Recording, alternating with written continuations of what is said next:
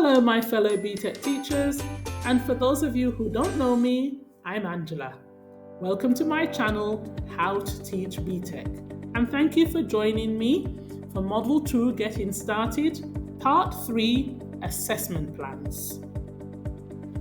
In this video, we will be looking in depth at the use of the assessment plan and most importantly, how to populate it. The assessment plan is a document that can be used to structure the entire delivery of the course for the academic year. The assessment plan will provide an outline of each unit that will be delivered, paying particular attention to when an assignment will be issued and assessed and internally verified. Top tip for the quality nominee: once all the assessment plans have been populated across all your BTEC courses, you'll be able to sit with them and map the assessment dates to ensure that there is no overload on students that may be taking more than one BTEC qualification. The template for this can be sourced from the Pearson's Qualifications website. Search for BTEC Forms and Guides, and from that list choose BTEC Assessment Plan Templates. We will now delve into the process of populating the assessment plan. But before we proceed, please consider liking and subscribing, and don't forget to click the notification bell to stay updated. The plan begins by requesting program information, unit and component number and titles. It is also helpful to indicate whether it's a PSA or an optional unit for future reference. Then you're asked the assignment title, which is derived from the actual assignment document or assignment brief. Some assignments may have individual tasks, and you may decide to break down the handing in date for each task. Therefore, you would list it in your assessment plan as Assignment 1, Task 1, or Assignment 1, Task 2, with their individual handing dates as you progress through the document. Next, you need to add the targeted assessment criteria for the specific assignment or task. Please write this exactly as it is written in the specification. So for us old school BTEC teachers who were just used to writing P1, P2, sorry, now we have got to write the learning outcome letter that links to that grading criteria. So it will be A dot P1 or B dot M2, whatever it is that as it is stated in the specification. So don't forget your learning outcome letter. Okay, so once you've done that section, the following column will ask you to identify how and when the document will be internally verified. And the document that is being talked about here, first of all, is your assignment brief. Now, kindly note here that you only have to internally verify your optional briefs. You do not have to internally verify the PSAs, which are the Pearson Set Assignments. Those are the ones that are locked and are normally released at the beginning of the academic year. All assignment briefs should be internally verified before distribution to your students. So this must happen each academic year in which you choose to teach that unit. So though you might have taught it last year, it is required for you to ID again. Reason being is that maybe you may decide to tweak the assignment brief slightly, which as a centre you are within your right to do so, as long as you do not touch the grading criteria. So you can maybe tweak the evidence type. So for example, maybe the assignment brief had asked them to do a report and you found, okay, 2 or 3 reports in this particular unit was too much, and you want to maybe change that to be a podcast or some other evidence type, that you are within your right to do that. So you must ID your assignment briefs every year, even if you haven't made any changes.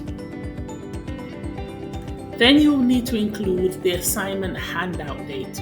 So this is the date that you actually give it to your learners, whether you upload it on a platform, print it and give it to them however you decide to do it in your centre. And you must have a handout date for each piece of work. And then you also need to put a date when you expect to receive it back from your learners. Then followed by the date on which you will internally verify that piece of work. Now the time frames within this will vary according to the assignment type and the weighting of the assignment, but a thumb of rule for internal verification is normally within that 15-day window, and the same with marking as well. We tend to have a 2-week window for the assessment of work also. Once you have internally verified and you allow your learners to go to resubmission, you then need to have that planned resubmission date. As you can see in the next column, when is your planned resubmission date?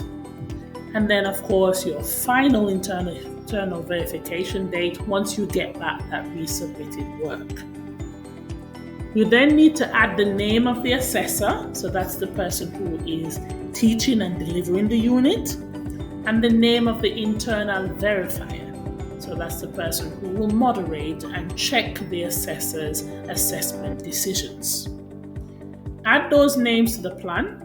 I tend to refer to these as BTEC buddies, and they work very closely together over the duration of the delivery of that unit, moderating and supporting each other, bouncing ideas off each other. It's just nice for them to have that person to work with.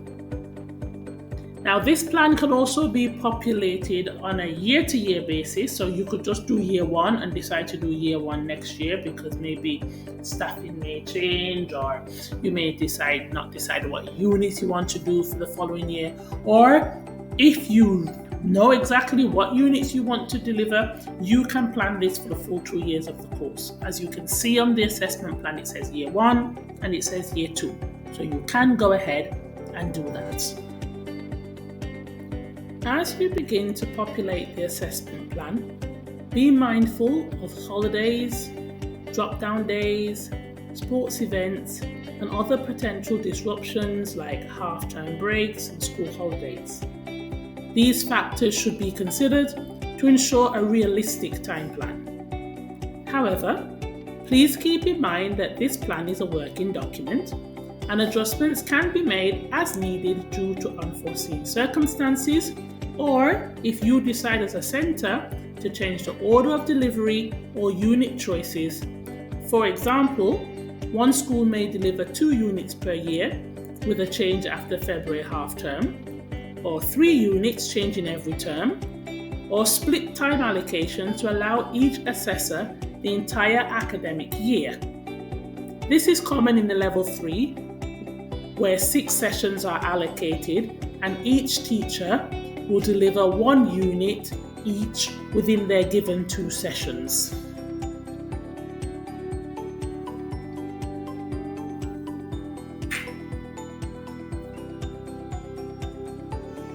The assessment plan template is provided by Pearson. Centres need to populate an assessment plan for each course, such as the Level 2 Business Award, covering all the units to be delivered in any given academic year. It is available for download on the Pearson Qualification website and can be shared in a shared drive for all staff to add their respective data. Aim to do this in Term 3 for the following academic year.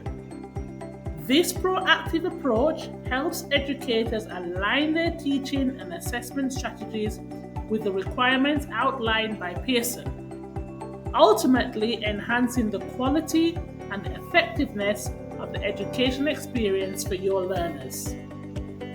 PSAs, Pearson set assignments, do not need to be internally verified, but they must be planned for.